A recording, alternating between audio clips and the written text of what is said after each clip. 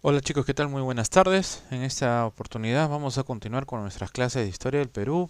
Hoy vamos a tocar el tema de la invasión europea de América y la invasión española de Tahuantinsuyo. Dos situaciones bastante complicadas, ya que para nuestro antiguo Perú era visto pues como una situación eminente. No había otra forma, no había un escape, no había con qué negar este avance, esta invasión, como el término dice, invasión, porque no fue solamente una conquista, sino que fue una invasión porque fueron con todo. Bien, primero vamos a ir por la parte donde dice los europeos en el imperio. Ya todos sabemos que desde el año 1492 eh, España ya tenía pues el poder de llegar al nuevo mundo. Ese mismo año, después del peligroso viaje, pues no, de 32 días de Cristóbal Colón, va a llegar a la isla caribeña que pensaba, acuérdense, que pertenecía a una parte de las Indias o estaba cerca a la China. ¿Sí? Es que todos habíamos estudiado que Cristóbal Colón muere pensando que había encontrado otra parte de la India. ¿Sí? Pero luego fue conocido como un nuevo mundo que dio salida pues de ambiciones materiales, militares, religiosas, ¿no? Para ello hay que tener en cuenta algunos antecedentes, ¿sí? En primer lugar, España no es la tierra original de Colón. Colón era veneciano, italiano, sino que su negocio era el comercio, el de su padre y de sus ancestros, y entonces a él se le ocurrió pues buscar nuevas rutas. Y recuerden que a Colón nadie le había apoyado en su locura, ¿no?, de navegación, ¿sí? Entonces, a tanta insistencia, pues la corona española por medio de la reina Isabel fue la única que apoyó esta idea y pues como una suerte de jugar el bingo, la tinca, pues tuvo la oportunidad de llegar a conquistar un nuevo mundo.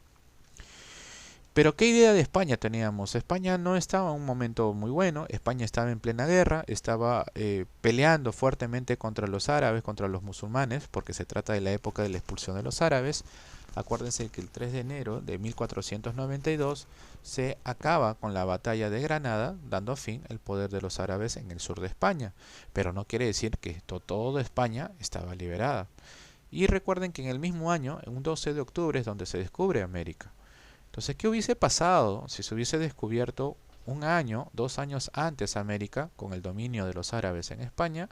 Entonces estaríamos hablando de un mundo diferente como el nuestro, ¿no? No sería un mundo cristiano, sino un mundo islámico. Bueno, el tema de la división de la tierra firme, pues tiene que ver mucho con las teorías y las investigaciones de los hombres de la Edad Moderna, que rescataron información del mundo greco-romano que fue ocultada durante 15 siglos por el cristianismo. Para evitar antagonismo entre los españoles, el Estado español dividió la zona. El centro de la división era el Golfo de Darién. La zona del oeste del Golfo recibió el nombre de Castilla de Oro, ¿sí? Y lo que sería hoy Panamá, por los yacimientos auríferos de Veragua, y su conquista se le encomendó a Diego de Nicuesa. La zona de este golfo fue denominada Nueva Andalucía, hoy Venezuela y Colombia. La conquista de este territorio se le encomendó a Alonso de Ojeda. Entonces, para entender un poquito mejor, no es que los españoles llegaron y dijeron, ya, yo me quedo con esto, yo me quedo. No, fueron investigando, porque las tierras que ellos llegaron eran tierras nuevas.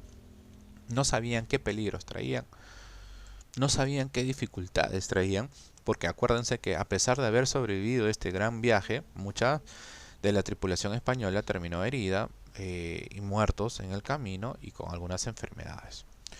Las primeras noticias del Perú pues se van a extender todavía por el año 1503, estamos hablando ya, ¿sí?, años posteriores al descubrimiento de América, donde hay ideas, ¿no?, desde la zona de Panamá, que los mismos caciques de los indígenas cuentan entre ellos que existe un mundo lleno de oro, ¿no?, que era considerado el Dorado, era llamado el Dorado.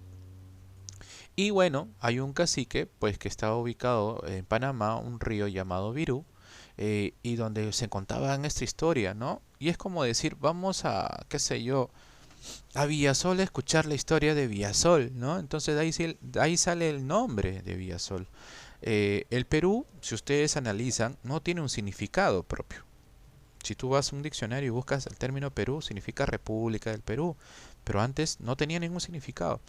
Y el Virú, que nosotros habíamos escuchado, como fue mencionado la zona del Virú, el sur o el mundo desconocido, no era considerado por la zona del norte del país, Virú, Chicama, Moche, no tiene nada que ver, sino era en honor a la zona de donde se escuchaban las historias del antiguo Perú.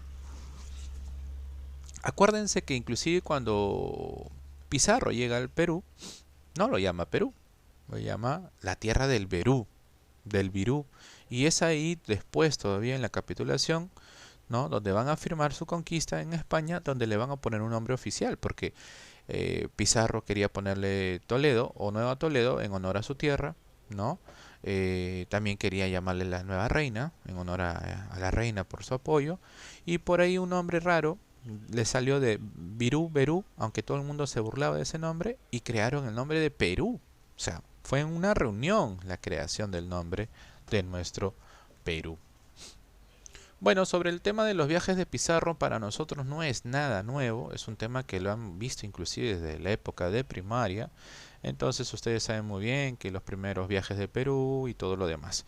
Pero datos curiosos de ello. Pizarro, todos sabemos que de los tres socios es el único que tiene sangre española pura, ya que Diego de Almagro no es así.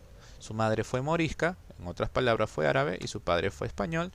Inclusive del tercer socio, ¿no?, el sacerdote jesuita, sus padres eran judíos, ¿no?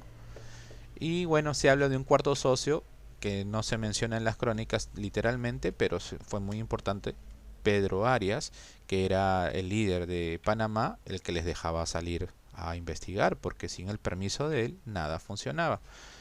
Entonces, ¿cuál era la importancia de Pizarro? Un hombre bastante maltratado por la vida en España, un cuidador de cerdos que solamente se dedicaba a eso y que no servía ni para el ejército real, imagínense.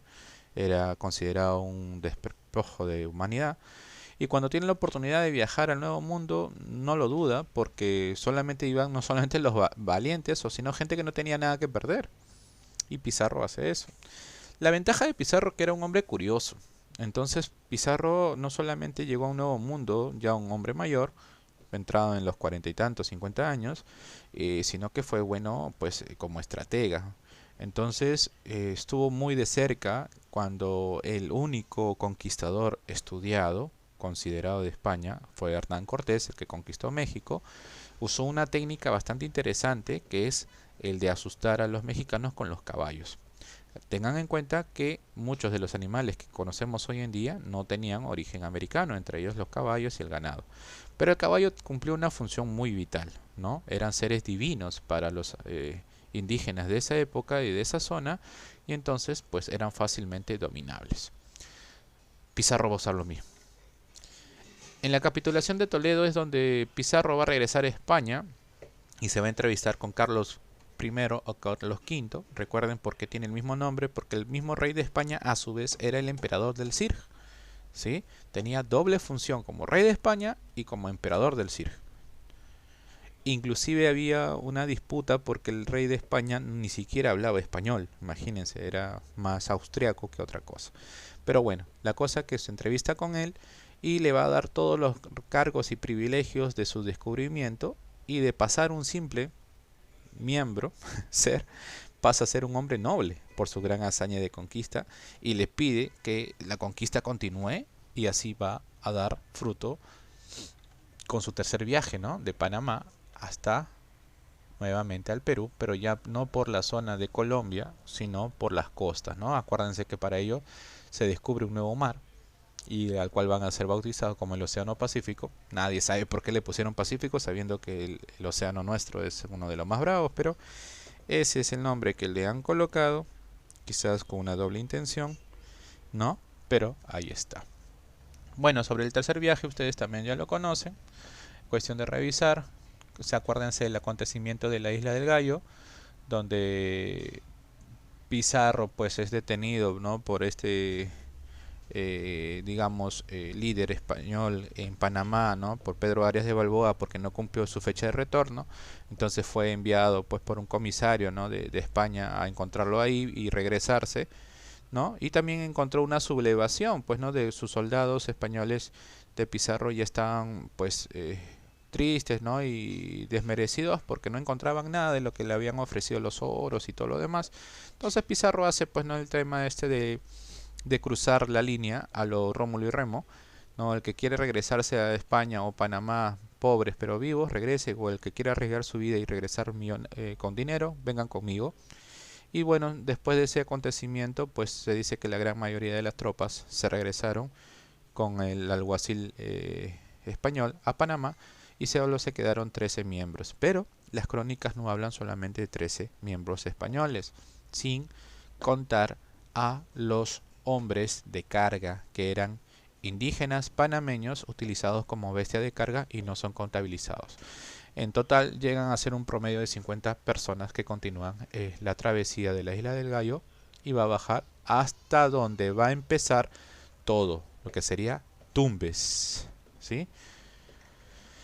Bueno, sobre todo lo de Tumbes, el apoyo de los caciques de San Miguel de Tangarará va a permitir que Pizarro tenga un lugar estratégico, protegido, engañando a los pobladores, ¿no? Diciendo que somos hombres del dios y vamos a castigar al antiguo emperador, al Inca, etc. Le permiten conocer toda la estrategia y no es que Pizarro se aloca por atacar y conquistar. Es estratega, se queda meses, analiza la situación, conoce la población, conoce qué hizo este hombre. Entonces, si hay algo que hay que rescatar, a pesar que Pizarro fue un iletrado, fue un analfaburro totalmente, porque no supo ni siquiera leer ni escribir, es más, su firma dentro de la capitulación solamente es una P y una X dentro de un documento. ¿Sí? Imagínense, toda esa postura fue bastante triste, pero sin embargo su capacidad mental fue muy buena. La captura de Atahualpa sabemos muy bien que es el símbolo, ¿no? Pues de la caída de un imperio, ¿no? Y bueno, en el camino de la marcha al Cusco, que todos conocemos, pues va a haber enfrentamientos de los súbditos de Atahualpa, el nombramiento de un nuevo líder, a Toparpa, que también va a morir en el camino, y luego pues van a considerar un tercer reemplazo, ¿no? Que es Tupac Hualpa, ¿no? Y al final va a terminar siendo pues eh, el penúltimo de los incas, ¿no? No se puede considerar um, no se puede considerar a estos incas como legítimos porque nunca llegaron al Cusco.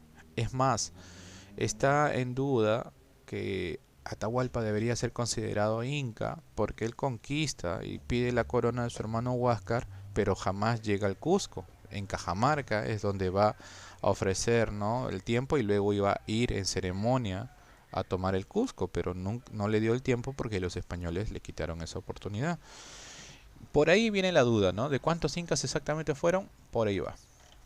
Y bueno, y acá está el tema del trabajo en clase, chicos, ¿no? Que les recomiendo que lo lean, lo completen. Y si tienen alguna duda, me lo van a dejar al Classroom, que ahí los vamos a atender. Bueno, esta es solamente una revisión general del tema que vamos a trabajar hoy. Cumpla con las indicaciones que le dejo en la plataforma y nada, nos vemos, chicos, cuídense.